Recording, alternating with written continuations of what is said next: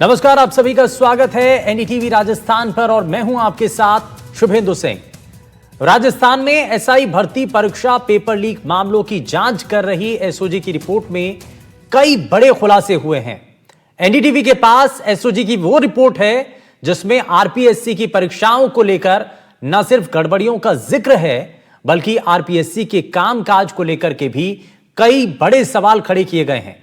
आखिर इस रिपोर्ट में क्या है, कहां पर जाकर के इस परीक्षा के अंदर गड़बड़ियां हुई, किस स्तर पर गड़बड़ियां हुई हैं और पहले एक दिन के अंदर जब यह परीक्षा आयोजित होनी थी तो क्यों ऐन मौके पर तारीखों के अंदर बदलाव कर दिया गया, एक दिन के बजाय परीक्षाओं को 3 दिन के लिए क्यों यह करवाया गया, इसके पीछे की क्या वजह थी, जरा एक रिपोर्ट आपको दिखाते हैं और उसके बाद कुछ खास मेहमान हमारे साथ कार्यक्रम में जुड़ेंगे जिनके साथ हम चर्चा करेंगे। लेकिन सबसे पहले एक रिपोर्ट आप देखिए।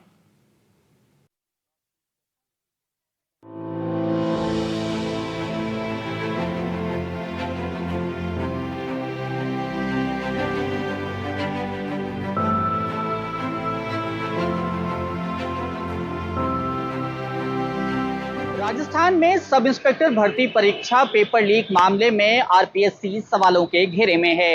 एनडीटीवी के पास वह एक्सक्लूसिव रिपोर्ट है जिसमें एसओजी ने आरपीएससी पर कई तरह के सवाल खड़े किए हैं। भर्ती परीक्षा में किस तरह की अनियमितताएं हुई थी, देखिए हमारी यह एक्सक्लूसिव रिपोर्ट। एसआई भर्ती परीक्षा पेपर लीक मामले पर राजस्थान लोक सेवा आयोग एक बार फिर सवालों के घेरे में है। राजस्थान में एसआई भर्ती परीक्षा में पेपर लीक के मामलों की जांच कर रही एसओजी ने कहा है कि राजस्थान लोक सेवा आयोग का परीक्षा पर कोई नियंत्रण नहीं है। एसओजी ने अपनी जांच रिपोर्ट राजस्थान की पुलिस महानिदेशक को पिछले साल अगस्त महीने में भेजी थी। एनडीटीवी के पास वो एक्सक्लूसिव रिपोर्ट है जिसमें इन परीक्षाओं में कई तरह की अनियमितताएं होने के आरोप लगाए गए और आरपीएससी की परीक्षा आयोजन कराने के तरीकों पर भी सवाल उठाए गए हैं। एसओजी की रिपोर्ट में बड़ा खुलासा। एसओजी ने अपनी रिपोर्ट में बड़ा खुलासा किया। एसआई भर्ती परीक्षा अपर्याप्त इंतजाम के साथ करवाई गई। परीक्षाओं पर आरपीएससी का कोई नियंत्रण नहीं था, इसी वजह से परीक्षा में अनियमितताएं हुई। एसओजी ने रिपोर्ट में परीक्षा को रद्द करने की सिफारिश की थी। दरअसल एसओजी की जांच रिपोर्ट में कई बड़े सवाल उठाए गए थे। सवाल ये कि सरकारी संस्थानों स्कूलों में होनी थी परीक्षा, सेंटर बदलकर प्राइवेट स्कूलों में परीक्षा हुई। अकाउंटेंट को परीक्षा केंद्र का हेड बनाया गया। परीक्षा सेंटर हेड के चयन में पारदर्शिता नहीं थी। परीक्षा से पहले ही निजी स्कूलों से पेपर लीक हुआ।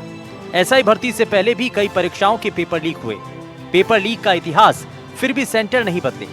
सेंटर्स पर रिकॉर्डिंग की व्यवस्था होना अनिवार्य है। परीक्षा केंद्रों पर रिकॉर्डिंग की व्यवस्था नहीं की गई। वीडियोग्राफी के लिए आरपीएससी को कई बार लिखा गया।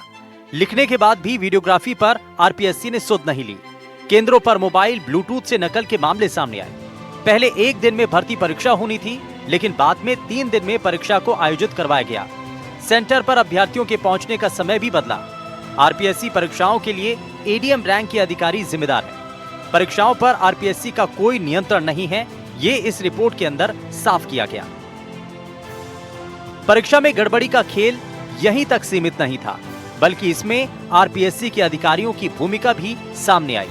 अब जरा आपको ये भी बताते हैं कि ये परीक्षा कब आयोजित हुई थी। सब इंस्पेक्टर भर्ती परीक्षा 2021 में हुई थी। 859 पदों के लिए भर्ती परीक्षा ली गई थी। भर्ती के लिए 2 लिखित पेपर हुए थे। एक पेपर में जनरल हिंदी, दूसरे में जीके के सवाल थे। ऑब्जेक्टिव टाइप मल्टीपल चॉइस वाले सवाल थे। एक पेपर में 100 सवाल थे। दोनों पेपर 200-200 अंकों के थे। एसआई भर्ती पेपर लीक मामला ऐसे हुआ था फर्जीवाड़ा। सबसे पहले जयपुर के एक सेंटर से लीक की बात सामने आई। 15 से 20 लाख रुपए में सौदा तय होने की बात सामने आई थी।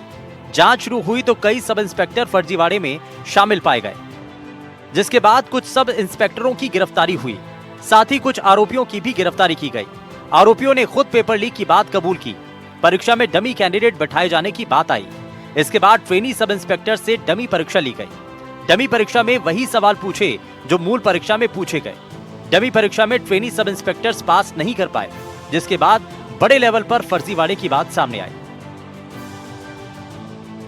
एसआई भर्ती परीक्षा पेपर लीक मामले को लेकर के न सिर्फ एसओजी की रिपोर्ट में खुलासा हुआ, बल्कि इससे पहले एसआईटी की रिपोर्ट में भी इन्हीं गड़बड़ियों की तरफ इशारा किया गया था।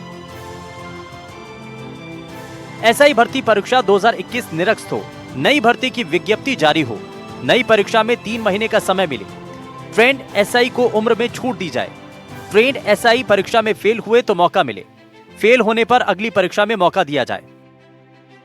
हालांकि एसआई भर्ती परीक्षा रद्द करने को लेकर सबसे बड़ा सवाल यह है कि चयनित एसआई की ट्रेनिंग पूरी हो चुकी है, ट्रेनिंग के बाद फील्ड पोस्टिंग की बारी है।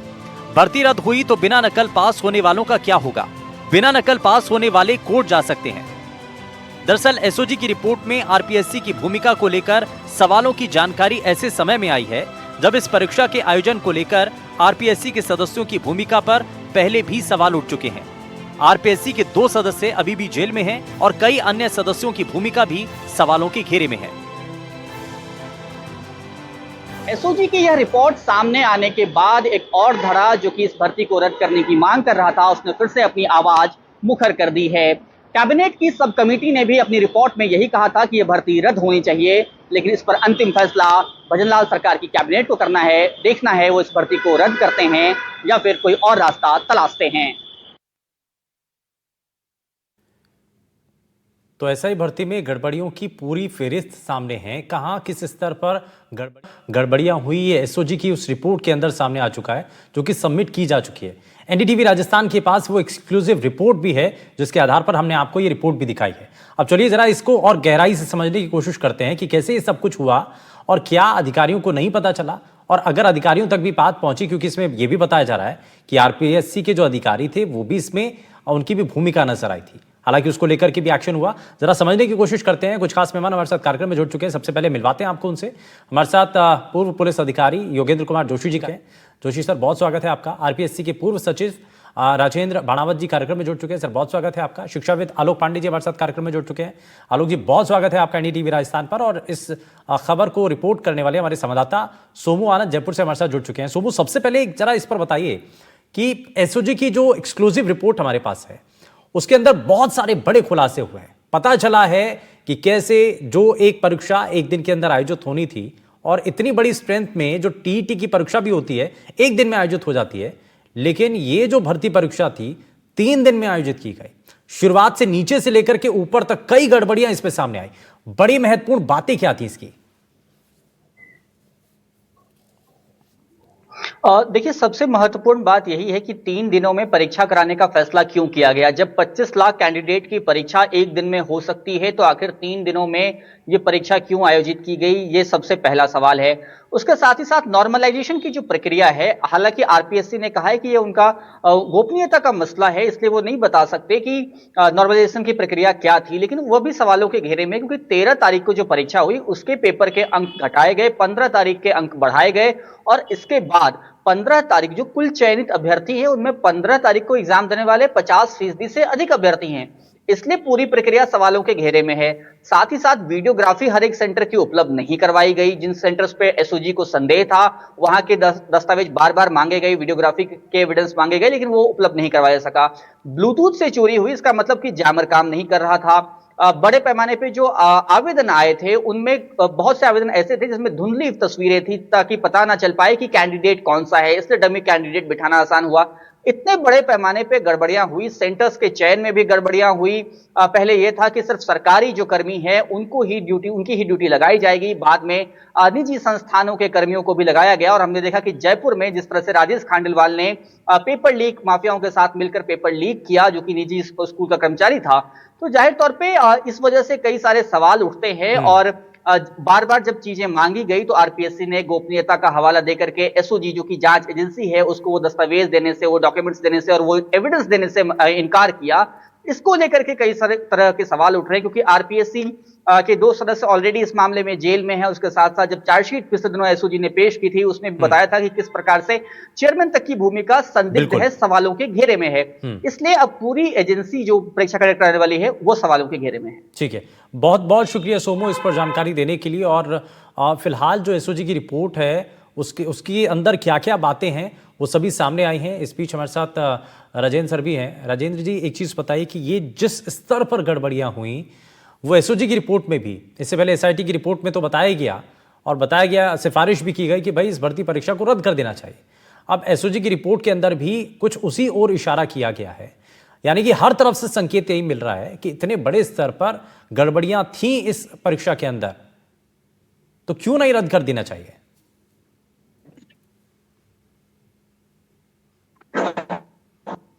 राजेंद्र सर। क्या आखिर में क्या पूछे, परीक्षा क्यों नहीं रद्द कर रहे, ये पूछा आपने? जी। हाँ, नहीं देखिए, जैसा आपने कहा है और जो बातें सामने आई हैं, इतनी लापरवाही और अनियमितताओं के बाद किसी परीक्षा को रद्द नहीं करना एक हठधर्मिता कहा जा सकता है। पता नहीं इसके पीछे किसके क्या स्वार्थ हो सकते हैं, किसके कोई निहित कोई लाभ हो सकते हैं किसी के, किंतु मेरी दृष्टि में एक निष्पक्षता की दृष्टि से, एक साख बनाने की दृष्टि से, जब आरपीएससी को स्वयं को पता लग गया था प्रारंभ में कि इस प्रकार की संभावना है, तो आरपीएससी स्वयं भी अपने स्तर पे कैंसिल कर सकते। भाई, सरकार की परमिशन की भी जरूरत नहीं होती। आरपीएससी तो एक स्वायत्त शासी संस्था है। लोक सेवा आयोग को चाहिए था कि जब इस प्रकार की बातें पहले ही, सारी जांचें होने के पहले ही जब बातें सामने आ रही थी, तो उनको आरपीएससी को शंकाओं को देखते हुए और अपने स्तर पर जांच करके तो निरस्त कर देना चाहिए था। क्योंकि अगर ये नहीं निरस्त की गई तो आने वाली जो परीक्षाएं हैं उन पर भी हमेशा एक संदेह बना रहेगा। और दूसरा, आपने जैसा कहा है, कुछ लोग ये हो सकता है कि बिना कोई गड़बड़ किए भी पास हुए होंगे, लेकिन जब ये संभव नहीं है छांटना कि कौन तो बिना गड़बड़ के पास हुआ और कौन गड़बड़ करके पास हुआ है, ऐसी स्थिति में इसका दायरा कितना बड़ा है, कितना तक जा सकता है, इन सब बातों पर विराम लगाने के लिए अच्छा, डाउट होता नहीं है क्या सर? डाउट नहीं होता कि भाई जो परीक्षा एक दिन के अंदर आयोजित हो सकती है और इससे बड़ी डाउट तो है ना, डाउट तो है शुभेंदु जी। डाउट तो हर कदम कदम पे शंका है इसके अंदर। तो जो बातें अभी रिपोर्ट आपने बताई या पहले भी आई थी, हर कदम पे शंका है।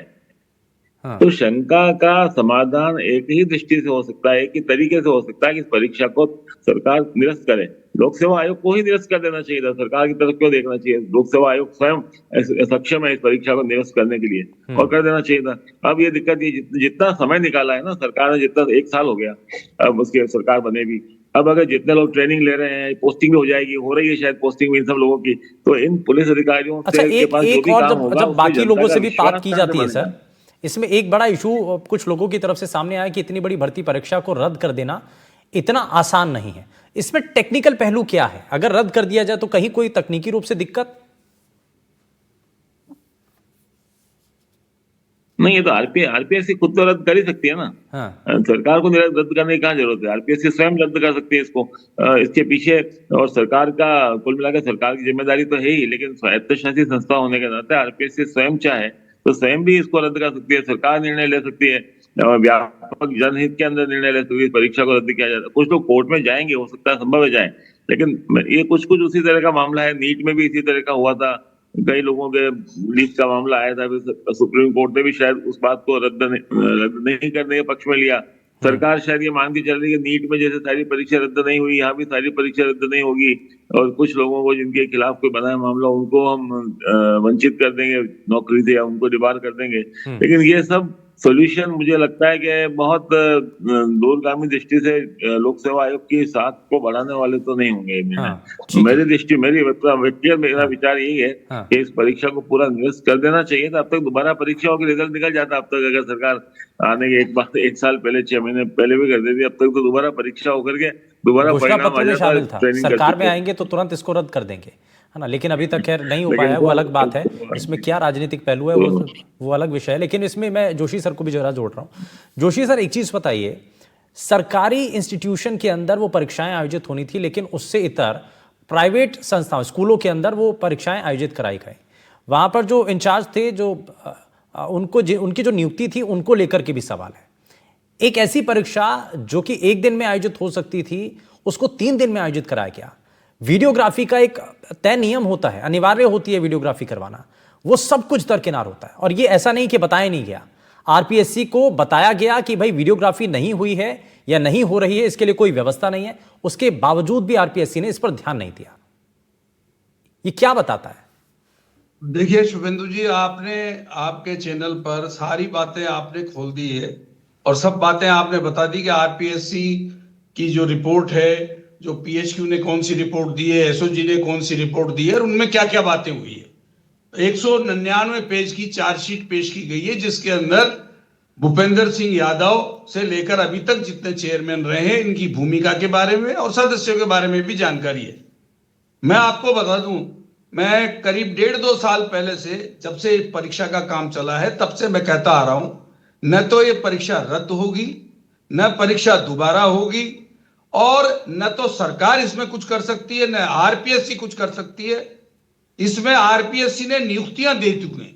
आप ध्यान दें मेरी बात को, आरपीएससी ने नियुक्ति दे दी है, नियुक्ति के बाद ट्रेनिंग हो गई है, और ट्रेनिंग भी पूर्ण हो चुकी है, और ट्रेनिंग के बाद में जो परीक्षा होती है वो परीक्षा भी पूर्ण हो गई है, और उस परीक्षा में सभी को पास कर दिया गया है, और पास करके उनको संबंधित जिलों में भेज दिया है। और आपको ये और बता दूं कि जो जिलों में भेजा गया है, वहां से उनकी तनख्वाह, जब अपॉइंटमेंट किया था, आरपीएससी की लिस्ट जब जारी हुई थी अपॉइंटमेंट होने के बाद में, संबंधित जिलों से इनको तनख्वाह मिलती थी, और उन तनख्वाह से ये अपना खर्चा चलाते थे आरपीए में, खाना वगैरह सब उसमें से। मैं ये कह रहा हूं कि किसी को कोई भी गलतफहमी हो तो वो दूर कर ले, न तो राजस्थान सरकार न आरपीएससी, अब कोई भी इसको कुछ नहीं कर सकता है। तीसरी बात यह है कि जितने पकड़े गए थे विद्यार्थी 50, उसमें से करीब 25-30 विद्यार्थियों की जमानत हो चुकी है, और उन्होंने ज्वाइन कर लिया पीएचक्यू में जाके। हाँ। अब ये वो जो 25 हैं, उनकी अगर महीने, 2 महीने, 6 महीने की ट्रेनिंग बाकी है, तो वो ट्रेनिंग दोबारा करेंगे, ये मैं आपको बता दूं, और दोबारा ट्रेनिंग करके परीक्षा लेंगे। अब देखिए, एसओजी ने एक परीक्षा ली थी इन सभी की, 800 कैंडिडेट की, ठीक है, और उसमें से 50% कैंडिडेट ऐसे थे जिनकी परीक्षाओं में नंबर ही कम थे। अब आप देखिए, ट्रेनिंग के बाद में एक परीक्षा होती है आरपीए में, और उनमें परीक्षाओं में ये सारे पास कर दिए गए हैं। एक बेनीवाल जी हैं मंत्री, कोई एमपी हैं, उन्होंने अभी 2 दिन पहले कहा था कि इसके अंदर राज्य के कुछ 2 मंत्रियों का हाथ है, एक आईएएस का हाथ है। मैं ये कह रहा हूं, इनको सबको छोड़ो, इसके अंदर पूरी आरपीएससी का हाथ था। हाँ। कारण यह है कि जो आरपीएससी ने तरीका अपनाया था, देखिए इसमें इंटरव्यू का जो आदेश निकला था, मैंने आरपीएससी में एक सदस्य हैं जो इंटरव्यू में बैठे थे, उनसे बात की थी, तो उन्होंने ये कहा था कि इंटरव्यू में राइट का प्रोसेस तय किया गया था, मतलब इंटरव्यू में किसी को फेल नहीं करना है। अब आप जब बताइए, जब इंटरव्यू में किसी को फेल नहीं करने की प्रक्रिया एडॉप्ट कर रही है आरपीएससी, तो ये मान के चलिए कि इनके पहले से ही नहीं, पूरी दाल काली थी। और ये आपने बड़ी बात की है सर, और ये बड़ा असमंजस की स्थिति जो बनी हुई थी, इस पे उस पर बड़ा ये आपने साफ किया है। मैं इसमें राजेंद्र जी कुछ कहना चाह रहे हैं, मैं जरा जल्दी से सर आपसे एक रिएक्शन लेता हूं, उसके बाद मैं आलोक सर आपके पास आता हूं। राजेंद्र सर बताइए, ये साफ हो चुका है कि टेक्निकली अभी ये भर्ती रद्द नहीं हो सकती है क्या? क्यों नहीं हो सकती है? बिल्कुल, जिस भवन की नींव खोखली हो, क्यों नहीं हो सकती? कोई कानूनी बाधा नहीं है इसके अंदर। अगर कोई चीज अगर गलत, कोई किसी ने मेडिकल कॉलेज में एडमिशन ले लिया, आप देखिए पूजा खेड़कर लड़की का मामला हमारे सामने, उसका प्रवेश ही रद्द कर दिया बिल्कुल ही। इसको जब कोर्ट में गया, सुप्रीम कोर्ट तक से भी राहत नहीं मिली। जो आईएएस में आ गई थी, ट्रेनिंग भी ले ली थी, सब कुछ कर रही थी, बीच में उसके हटा दिया, निकाल दिया गया उसको।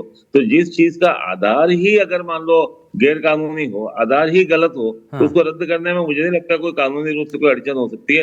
कोर्ट में जाएगा तो सरकार को लड़ना चाहिए, अपनी तरफ से बात रखनी चाहिए। हाँ। और जिसकी गलत आधार पर रद्द होने के बाद ये तो तय है कि कोर्ट में मामला जाएगा, ये तो तय है। मैं इसमें आलोक सर को कोर्ट में जाने की सबको छूट है। आज जो कोर्ट में जाने का से तो सबका मूलभूत अधिकार है, जा सकता है कोर्ट में, लेकिन कोर्ट को भी जब जाएगा, यानी कि आप ही कह रहे हैं कि रद्द हो सकती है, लेकिन दूसरे सर ये बता रहे हैं कि रद्द नहीं हो सकती है, कोई इसमें गुंजाइश नहीं बची। मैं इसमें जरा आलोक पांडे सर को भी जोड़ लेता हूं। आलोक सर, एक चीज बताइए, ये जो चीजें सामने आई हैं उससे ये कम से कम साफ हो रहा है कि भाई स्थितियां अभी भी खराब है, और कोई भी आगे आने वाले समय में कोई भी भर्ती परीक्षा अगर आयोजित होती है तो युवाओं का भरोसा सिस्टम के ऊपर बनाना ये बहुत ज्यादा मुश्किल हो गया है, और बड़ा सवाल यही है।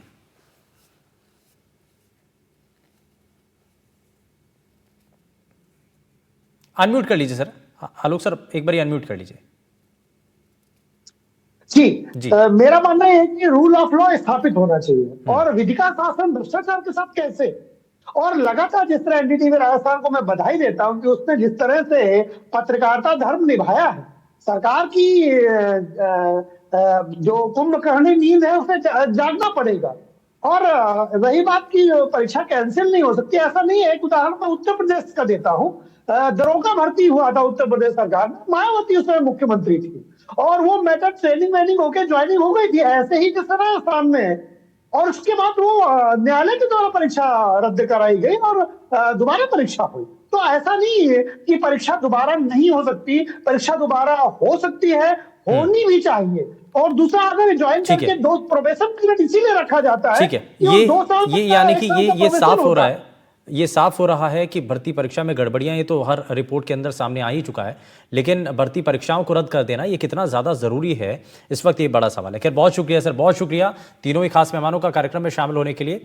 लेकिन अब सवाल यही कि सिफारिश इतनी हो चुकी है कि गड़बड़ियां थी, तो आखिर अब ये भर्ती परीक्षा कब रद्द होगी, सवाल यही।